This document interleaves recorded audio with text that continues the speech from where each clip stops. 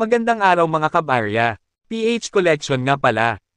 Alam mo ba na meron tayong mga baryang Pilipino na gawa sa tanso o copper? Ito ang isang sentavo USPI coin, isang tunay na hiyas ng kasaysayan.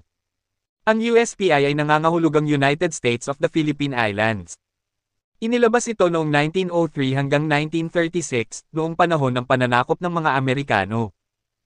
Gawa ito sa puro copper, at sa harap makikita ang lalaking Pilipino na may martilyo at anvil, simbolo ng kasipagan at industriya. Ang isang sentavo USPI coin ay maliit lang, pero napakahalaga sa mga collector ngayon.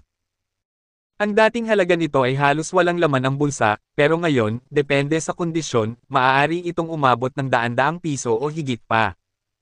Sa likod naman, makikita ang agila ng Estados Unidos, tanda ng kapangyarihang Amerikano sa Pilipinas noon. Isang maliit na baryang may malaking kwento, ang isang sentavo USPI copper coin. Ikaw, gusto mo bang magkaroon ng ganitong klaseng barya? Ay comment mo sa ibaba.